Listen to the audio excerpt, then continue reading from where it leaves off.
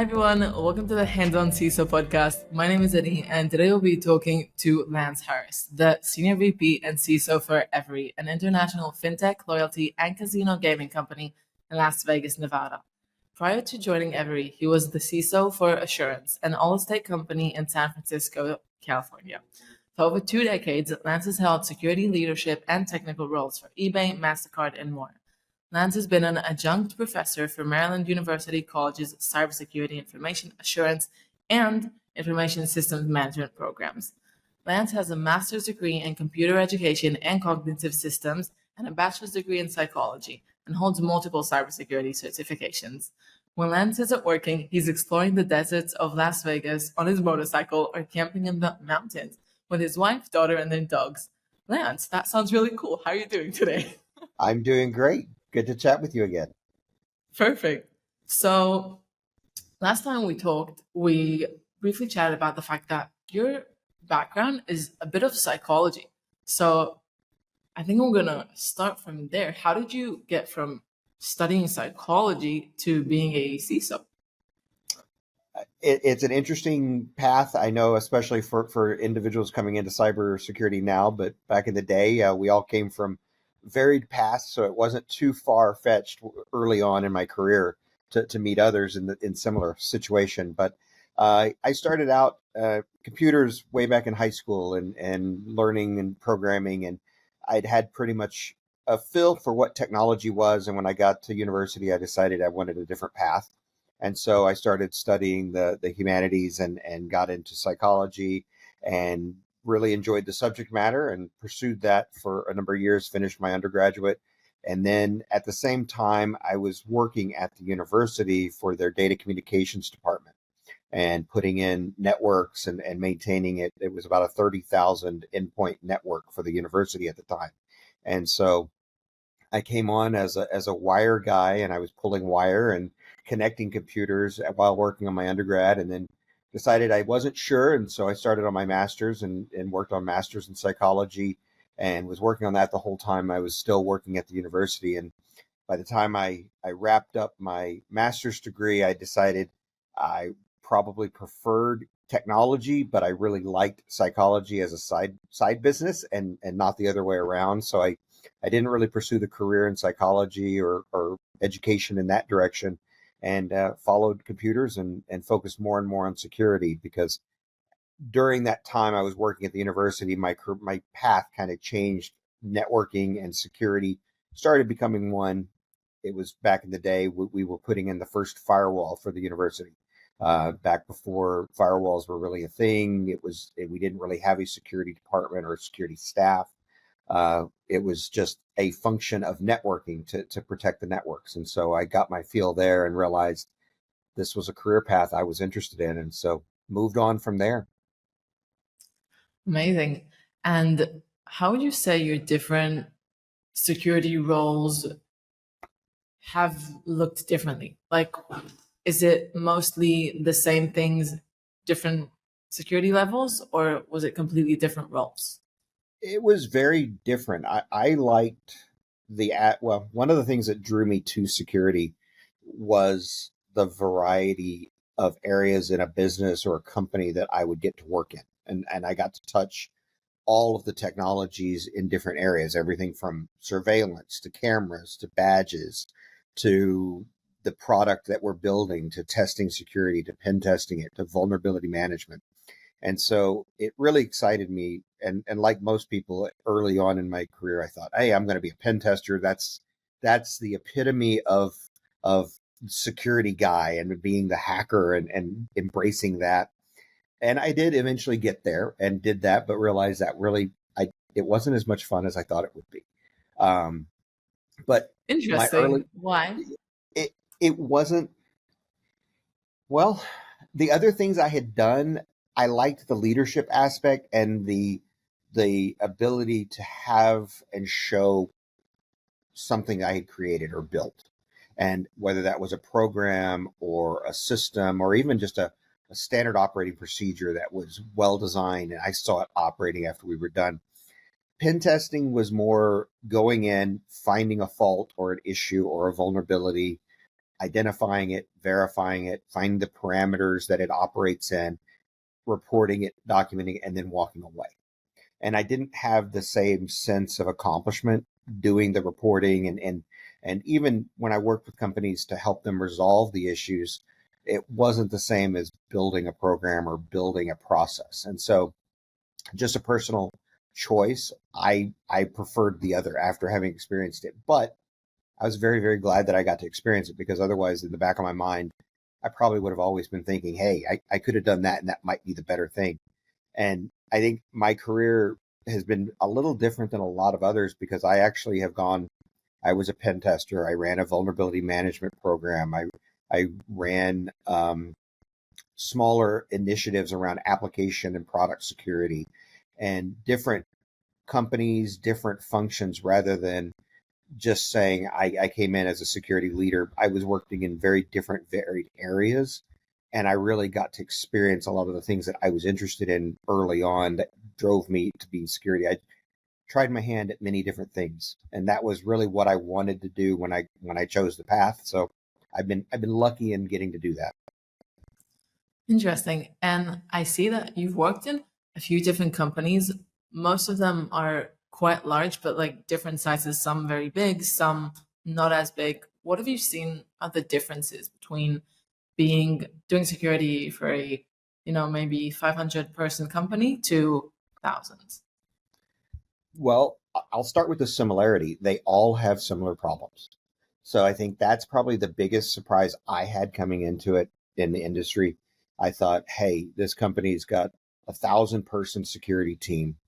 They're all over the world. They're everywhere. They're going to have this dialed in much, much better than the company that I came into and worked with that had 3 security people. And that's not always the case. And scale I realized is kind of a detriment to a lot of security programs and aspects, and it doesn't necessarily mean better. So the differences that I kind of saw were probably along the ways of budget and what your focus is going to be. Um, but similar issues in security. Almost everywhere I've ever been, vulnerability management is always going to be a problem. It's a constantly evolving world. Every application, every system out there, there's new discoveries of vulnerabilities every day. And so having a program built, whether you're small or large, you just have to deal with the same vulnerabilities. It's just the number of those instances in your environment that you have to scale for. So it's similar problems, similar issues, um, but the big difference is the scale of number of possible instances or issues. Interesting. And what does your day to day look like now? How does your time divide? Um, Compared to what I used to do, I'm a lot less working on systems. I've had to, since being a CISO, I've had to come to terms with I'm not going to be terminaling in and RDPing into servers. I'm not going to be looking at a vulnerability in the environment and going in there and testing it or using the security tools. I've had to become comfortable with managing through email and texts and teams and relying on other people. And so a lot of my day is around communication and meetings, texts, emails, staying in touch with my team. My team is 100% remote and have been since COVID. So we do a lot of Teams meetings and chats online every day, meeting with my direct reports, once a week, meeting with my entire department and leading my security team and meeting with the individuals on initiatives, and not so much going in and guiding the process, but keeping myself informed and asking and working with my team to say, when do I need to be flagged in? When do I need to step in? I try to build teams that are very self-sufficient and are not afraid to lead the individuals or to lead themselves and make their own decisions. I would much rather counsel and observe and advise than hands-on micromanage a department initiative or something like that. And so I rely heavily on my teams to communicate with me and just bring me up to speed on what's going on. I'll give my opinions. We discuss initiatives, and generally we're on the same page. Generally, it's a matter of just slight changes in the course to keep us going the direction that I think the department needs to. But it's a lot of communication is what I do on a day-to-day basis. Uh, Everything from, and not just my team, with the other executives in the company, other departments. I deal with legal, our internal audit, our product teams, and talk to them very much regularly on a regular basis to see what they're doing. A lot of times trying to connect the communications back to my team with what's going on in their organizations. Interesting. And when you're looking for more people when you're hiring, what are you looking for in security people? Because it sounds like it's a lot about communication for you. Yep. And that absolutely is probably one of the first things I look at are the soft skills, the communication, the ability to not necessarily take themselves too seriously. Um, Everybody's going to make mistakes. We're going to have to be comfortable with that, and kind of comfortable with the human nature of what we're doing. And we don't always have a clear path. And so I'm looking for someone who can adapt to the change, make good decisions, know when they're outside of their expertise, and either call it and say, "Hey, I need help," or go out and say, "I need more research. I need it to do this," or go out and self-fill that gap in their knowledge base or their skills and bring it back to me.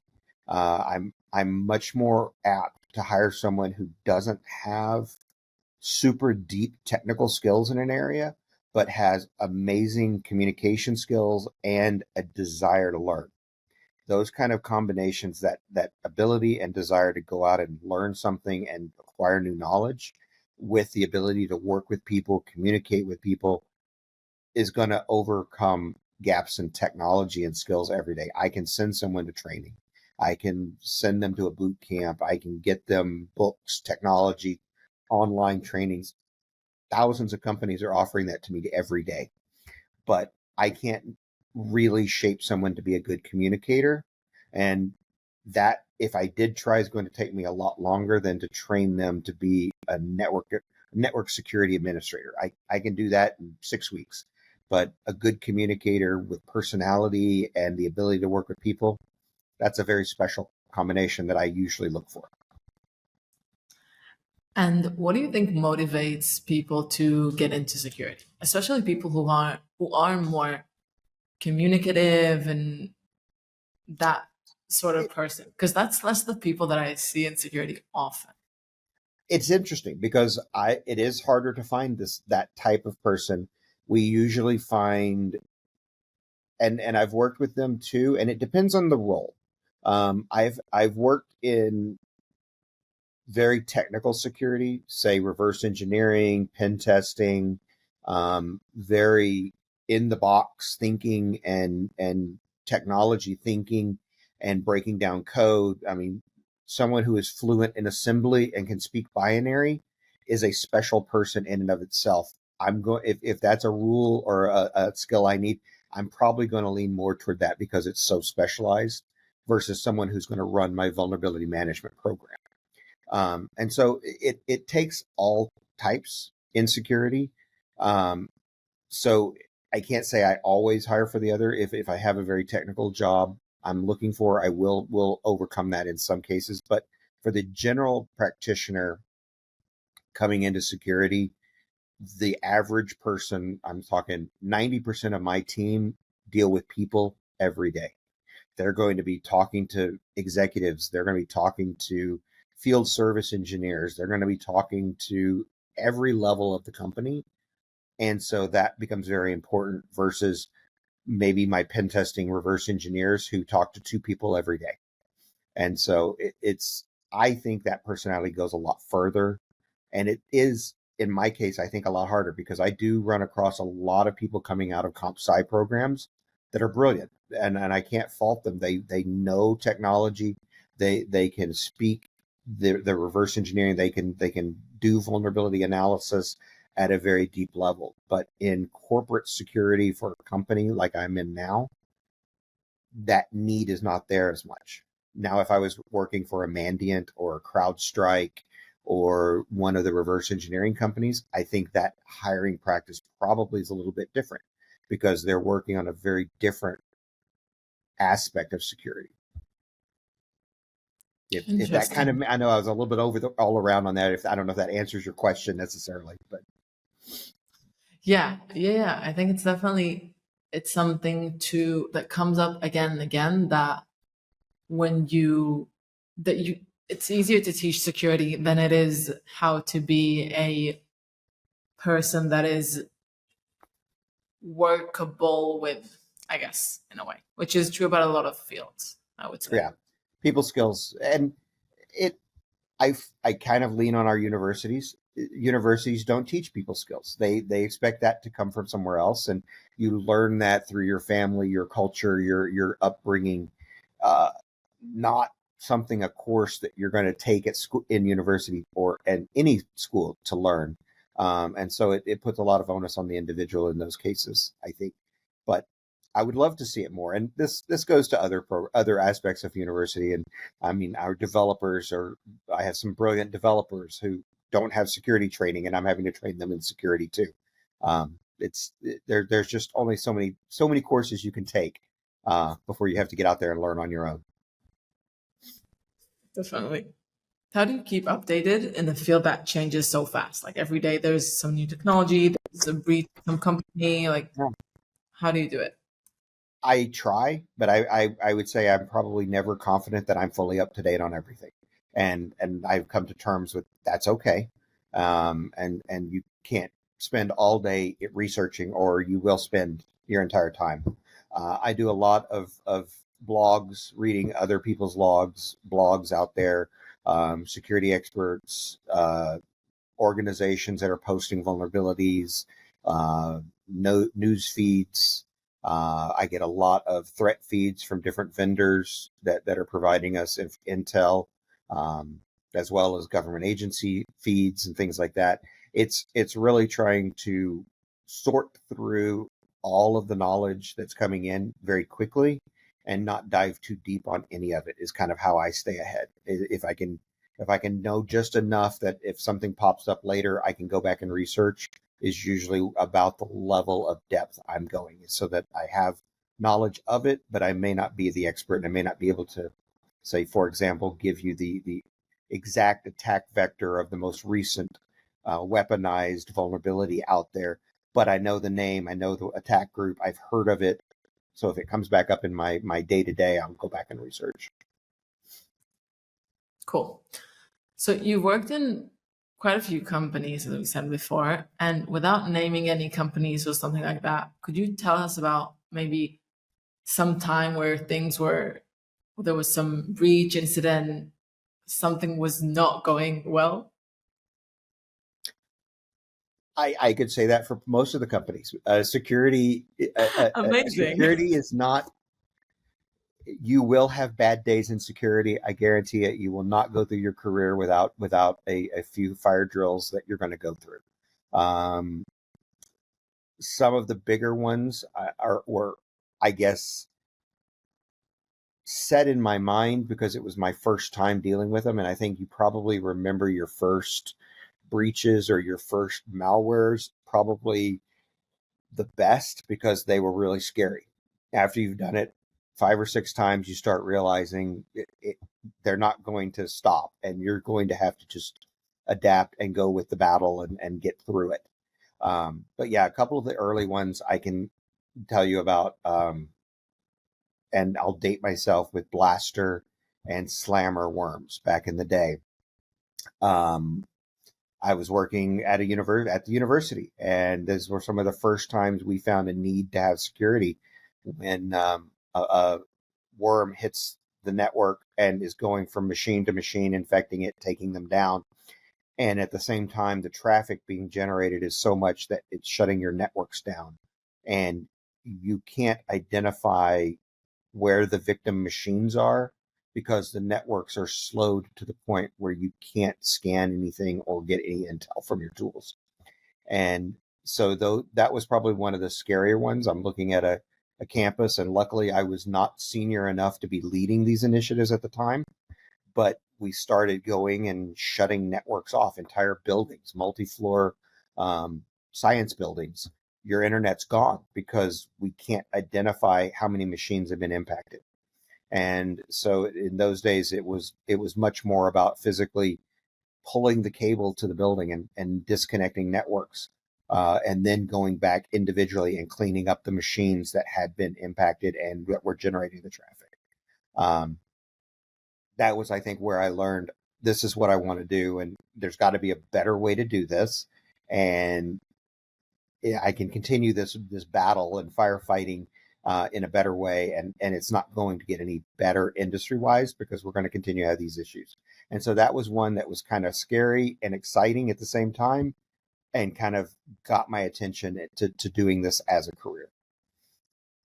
And since then, And there have been many more malwares and incidents similar in other companies.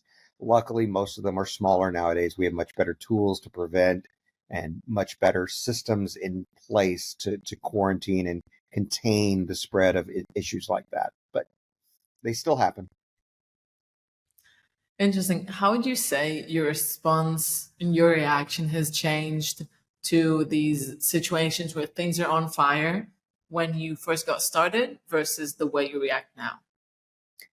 I'm much more calm in seeing one of these, and I am definitely more interested in getting information than reacting. Um, Early on, it was much more reactive, put the fire out, get it under control. I look at things a lot differently now because I've seen and been a part of instances where the speed to react is actually detrimental to the long-term recovery or to the investigation, collection of forensics data, things like that, that are kind of after the fact. And it didn't really gain that much for the business. So you caused problems, you lost valuable legal information, you lost data, or you rushed to fix the problem, but the solution wasn't the correct one. And so you ended up causing more time to recover later on. And so I think I react much more slowly in the fact that I want to, before we flip any switches or issue any disconnects or start pulling wires out of switches, I'm going to want to know what is the root cause, what are the symptoms, what's the scope of the incident, and really kind of dive into not multiple hours, but at least give me 30 minutes to an hour of let's know the full scope of what we're about to deal with. And either at that point, we will usually know the rate of change. Is it significantly increasing, getting worse, or is it fairly stable in its current instance? Are we facing more of an isolated outage? Because if it is expanding exponentially across networks, something like that, that'll change our approach. But if I don't give it the time for the first impact to measuring it a second time, I don't know what the rate of exposure is. All I know is that first data point. So I'm going to want multiple data points going in. Whereas early on, let's just start pulling switches, isolating networks, turning buildings off, and then we'll deal with it afterward to find out. I've backed off on that a little bit in my years, and I'd like to know more before I start killing people's internet connections. That's that's interesting. Was there a point where it shifted, or was it like more of a slow It over was a time? slow. It was slow. I started becoming more cautious and less reactionary. The more I started realizing how much of an impact one or two bad decisions can have on a company. And usually the what I saw was the reaction to over respond in an instance caused more long-term damage than to take the extra 15 minutes and answer a couple of questions. And so I started realizing that the speed to recovery is not necessarily your only goal, and you've got to balance that with the other goals of recovery and collection of evidence and knowing your enemy. I mean, is it a malware? Is it ransomware? If you don't know the enemy or the incident, you don't necessarily have a good plan to recover it. So you're going to have to get a little bit more intelligence around what are you going up against, because things change so quickly, and if you introduce too many variables, you're never going to you're going to be changing the system as you're trying to figure out what you're fighting. I would rather get a clearer picture of what I'm up against just in general. Cool. Did you ever have to feel, or maybe still now have to feel like you or your team are like the bad cop? Is that a thing? Absolutely. And sometimes it's a good thing. There are points in security where you have to come in and just say no. I don't like that, and I really don't ever appreciate when it's pushed to that point. I would much rather security be an enabler of a business, because I see it as, without the business, I don't have a purpose at the company. If I'm not securing the company, the corporation, the organization, because the organization goes out of business, I'm there because of them. So I need to enable them as best I can. By telling them no and shutting down initiatives or directions they want to go is not the way to do that.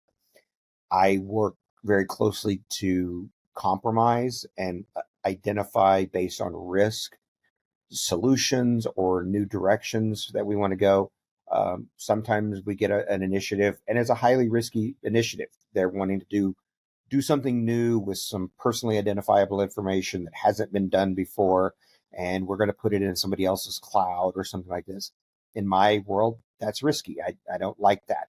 And so I'm going to start asking a lot of questions. We're going to try to figure out a way to encrypt that data and store that data and control access to that data, and really build a secure way to do what they want, rather than usually just taking them at first glance and saying, hey, this is what we're doing, let's go. Let me build you a better way to do what they want, is usually how I approach initiatives. Rarely do we actually fully become the bad cop and just step in and go, no, that ain't happening. It ain't. If it was highly egregious, highly risky, I kind of even would feel it's my fault, because it means that my security education programs and what I've offered hasn't gotten to them. Because most of the time, somebody who asks that question, they're asking it from a place of not knowing the risk or not understanding it. And that means I didn't educate them on risks effectively. And if I have, most of the time in those situations, the individuals or the groups wanting to do it, they come to me and will say, we're planning to do this, but we're pretty sure it's risky. Great. You've already got there. Half the battle is already done. You know it's going to be risky, so we're going to work on it.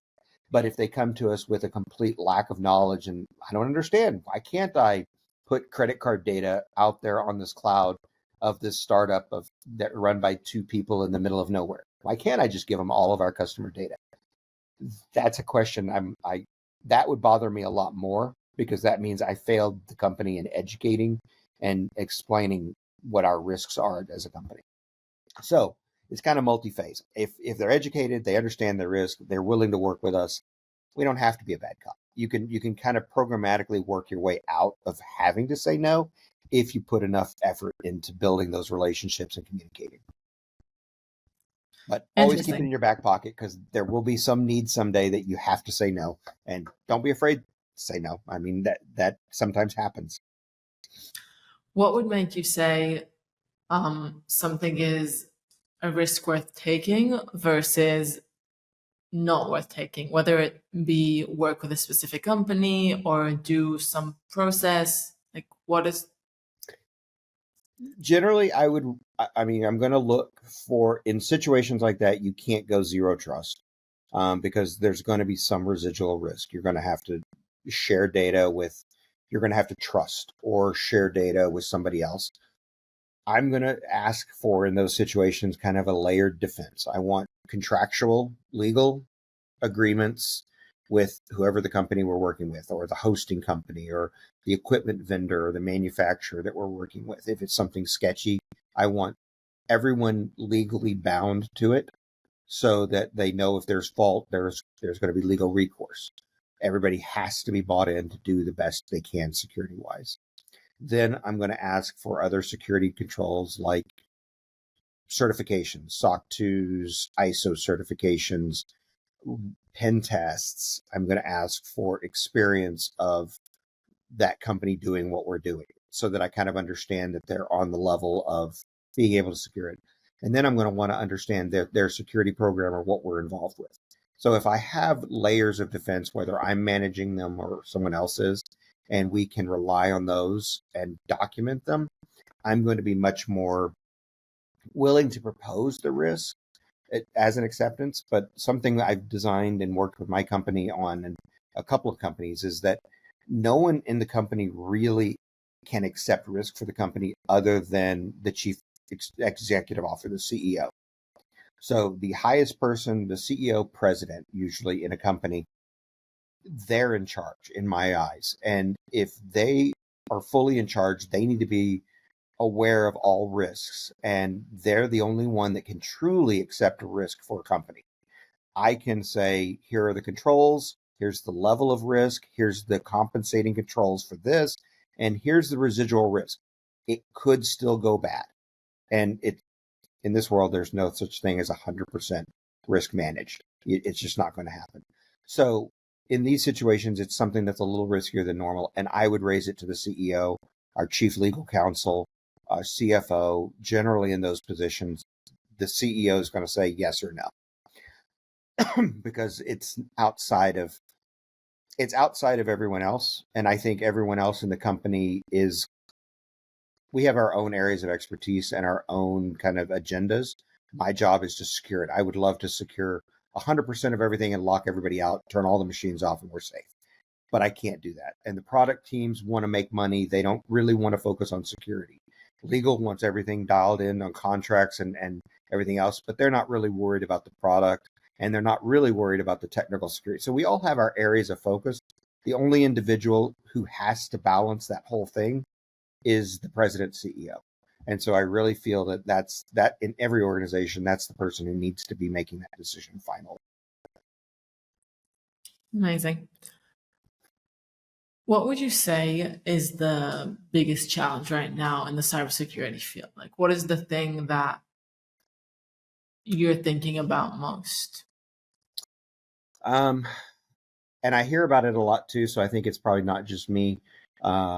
Identity and access. That's, I think, one of the biggest issues we have out there.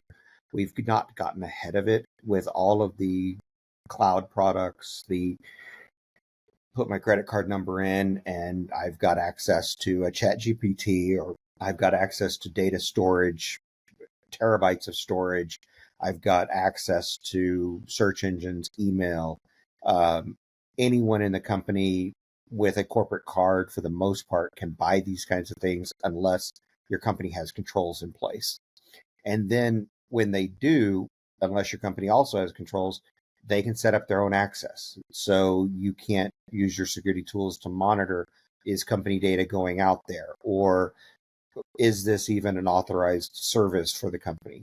And so controlling that access and then bringing all that identity back to, usually my thought is to one enterprise identity source, whether it's an IDP or however the company wants to manage their identities. And this isn't just individuals. This could be cloud. This could be service accounts and certificates and everything else. But the identities and then what they have access to and connecting those two, I've never seen a company do an amazing job. I've seen good work done, but with all the new tools and the new cloud and the ease at which you can bring software into the world of your company, I think that's a huge one to get ahead of. I know a lot of people are trying at this point, and there's a lot of legacy systems out there to clean up and bring under the umbrella of a company. And a bit of a different angle of also a struggle in security. As a security person, you're always ready for things to happen. Like, even what you said now, it's like, it's a thing that you have to think about and be prepared to find out something that you don't know. How do you Right. think is Have you found a good way to handle the always being on stress? This feeling of prep preparation all the time, like you're ready to handle whatever happens. Right. I think it just comes with experience. I haven't built myself into it really. And it comes to, I think, a work life balance kind of situation. Um, if you're, well, let me think about it. You can't really always be on edge like you're expecting it to happen. It has to be one of these, I know it's going to happen eventually. Kind of, I guess the best analogy would be kind of home projects. If you live in a house long enough, you know you're going to have to paint the walls, but you don't spend every day worrying about when is that day coming that I have to paint the walls. But you know, at some point you're going to wake up and go, I think I need to paint the walls. It finally has gotten there. Um, you can't stress constantly about the unknown because that creates no value, brings nothing to the picture, and just creates additional stress. And so I think the best you can do is be confident in the team and the process and really focus your day-to-day operations on due diligence, doing the right thing in building the program. And if you do and spend most of your time on that, you really won't have much time to worry about the incident. It's going to catch you right between the eyes on a Thursday at 10 p.m. Anyway, you don't have to worry about it. It's going to happen. But if you're really diligent on building the program, the team, and everything else, your time is so focused and so tied up with that. And then balancing just work life and making that work, you don't see the stress because you don't have the time for it. And if you do, that's a different story. You refocus because the priority is preparation and building a system and operation that's able to respond to it. Because we all know there will be an incident, there will be a breach. There's going to be days where the building's on fire and you've got to fix the issue and solve the problem, but you spend all your time organizing the fire extinguishers and the alarm systems and everything else. Don't think about the day it's going to catch fire. Focus on all of the other things that you can do to be ready for it. And that in and of itself is most of my day to day and most of my team's day to day. So it's really not the focus or fixation on the issue. It's just calm, steady preparation for the day when it does come. Interesting. How would you say you balance between, on the one hand, education and making sure your people know what should and shouldn't happen versus controls? So making sure they physically can't make, mistakes that are probably innocent. Um, Generally, I'm going to try to build process to prevent mistakes or to catch them before they become issues. Most of the time, we have development, two or three eyes looking over code. Or if we're going to push a release, we go through a change control board and multiple eyes are on this. If we're going to disconnect a machine, one person may alert it, a second person is going to validate their finding, and then a manager is going to authorize the disconnect. So generally, multi-party systems are in place for most of our processes that are going to impact the company or users. And so that's usually my kind of approach is to build a system that we can catch things. Education is great, and I'm definitely pro my team. I try to get them certifications when they're interested. They want, especially when they're interested in new areas. A lot of my team have gone on to for higher ed degrees, masters, and so on. And I'm highly encouraging of that. If they want time off, they need time off to take exams. I'm pro. Definitely go do this because it's not just it's not just them benefiting in the long run, which I think is absolutely a great. I love building an employee and letting them grow and then seeing them go off and do something at another company that's amazing that I could never have offered them at my company. I think that's a great thing because eventually they're going to come back. We're going to contact, they're going to be a peer to me and to other people in the company. And I would love to have a program known for generating talent and skilled individuals. And when somebody needs somebody, they call me up and say, "Who can I steal from your team?" I would love that to happen, because that makes me proud that my team is really growing and developing. And so we encourage that a lot in my team, and I'm happy to help them grow. It's also selfishly, I think, a much better way to grow an organization. I like bringing in interested and personality and people, and then building those technical skills like we talked on earlier. And I like seeing that individual grow over multiple years into a leader, or a technical engineer or something else, and becoming so much better than they were when they started, and finding out whether they like certain aspects of security and picking their path. I actually enjoy that part of kind of mentoring and growing my organization. That's really interesting. A more leadership question, I would guess, is isn't it frustrating to like be putting so much effort into growing someone and teaching them and really being that person for them, and then knowing that most likely they're going to go to another company within a few years? Yep, it is. There's no question about it. It is frustrating, um, but it's part of the job. I mean, it's a big part of the job, because it would be the same thing as me going and teaching courses at a university, or teaching courses at SANS or one of the others. I'm building the security community and helping them grow. And by doing this at my company and growing these individuals, I think that's very important, not just to my company, but to the industry. And we're putting good people, bringing them up 2 or 3 levels, letting them specialize, learning new skills, and then working in another company. And I think it's great to see. I know individuals that don't like seeing someone jump companies every 2 to 3 years. I don't necessarily mind that if it's the right thing for the individual.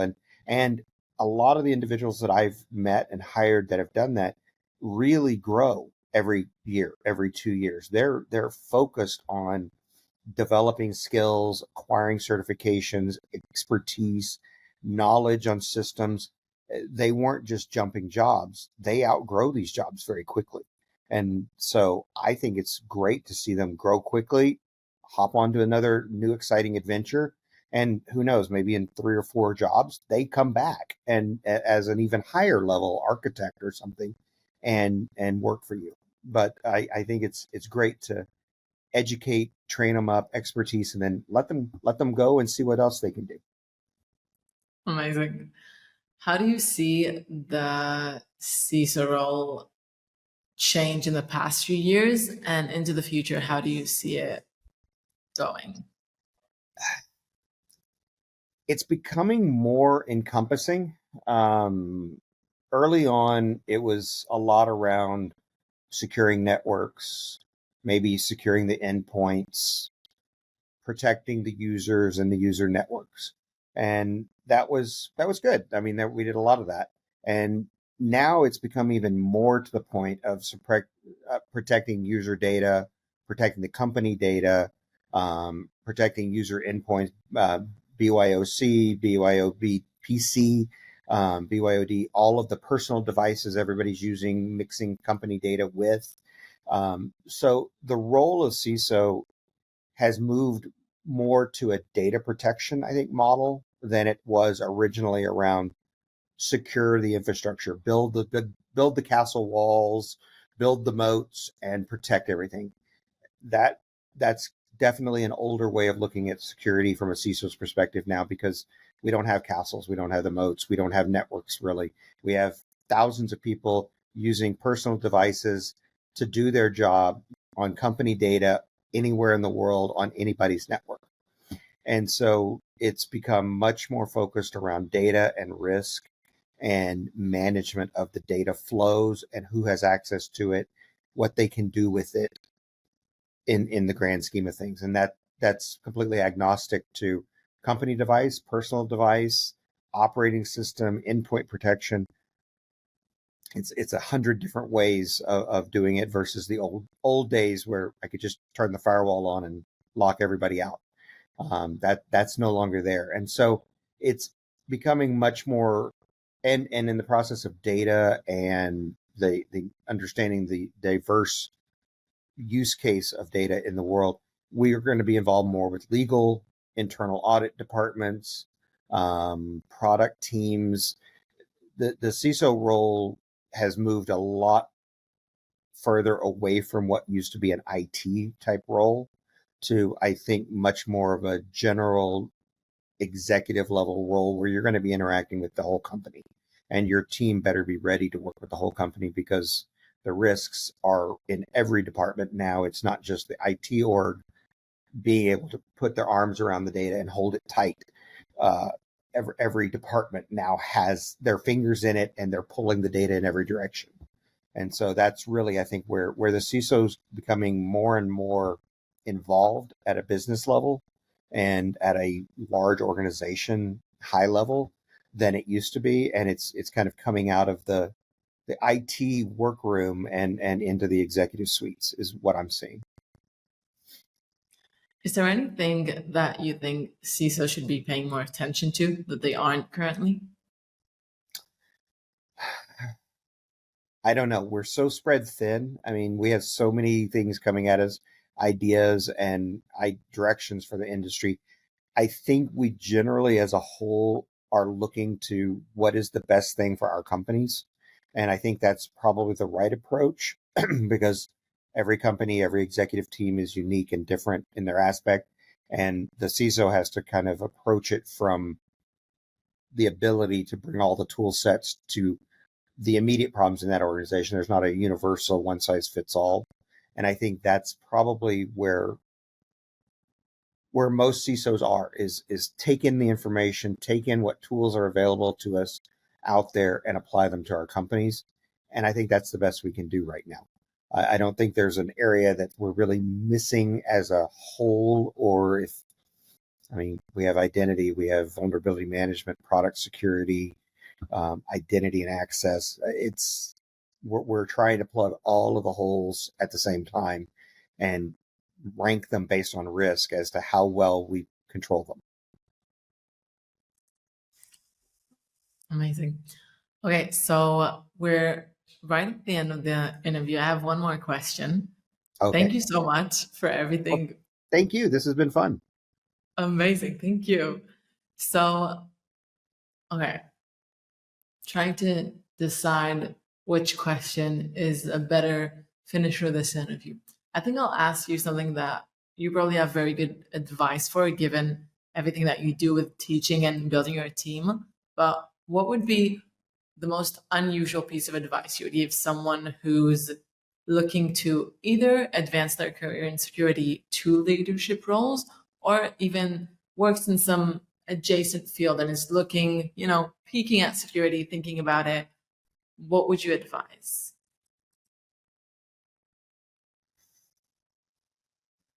The most probably unique advice I think I would come up with is don't fixate on the technology education or the technology projects, learning, certifications. You're going to get those. That's going to come with the territory. You're going an individual coming into it, even if they're coming from outside. Let's say they were a teacher or a fireman and they want to come into security. Their background I see as valuable, whereas they may say, oh, there's no direct connections. Look at There's always a connection to security from everything, and there's perspectives and analogies to it. So someone who is coming directly up the chain of education into university, and all they've done is programming, development, management systems, information systems courses. Don't lock yourself in on that. Try some of the sociology, the psychologies, foreign languages, anthropology. Expand beyond the technology into some of the people aspects is probably where I'd educate and kind of encourage. There are way too many people that are very technical, but being able to combine the ideas and crossover ideas from other sciences, other technologies, other industries is very valuable. And it makes not only the person more approachable and more communicative and interpersonal skills better in general, it's going to make that person more well-rounded. And if you can speak in something multiple terms and multiple areas, it helps working with the variety of people you will work with in communication. You're going to be, like I said, in security. I don't care if you're an analyst. In my world, a basic analyst, you might be talking to one of my executives because they have a malware on their cell phone. It might be their personal phone. It might have nothing to do with the company, but you might get tapped to go sit in an executive's room and fix their phone for them because nobody else is available. That's great. But you also, that same person may also be working with one of the janitors to do the same thing, because the risk to our network, they're going to connect this device at some point, might be the same. But you've got to be able to connect to people, and experience outside of technology, outside of certification courses is amazingly valuable in enabling you to connect with people. And that's what I'm seeing more and more of security. More and more, I mean, every vulnerability out there is a result of something a human did. Every incident is a result of something a human did. We wrote the code, we created the vulnerability, somebody wrote the exploit code, someone spread the weaponization of the exploit code. This is all people problems. We're just using a tool. But to understand the basic human aspect of it, I think gives you an insight that you don't get otherwise. Perfect. Thank you so much. Okay, well, thank you. This has been great. I hope it was good, and this has been fun.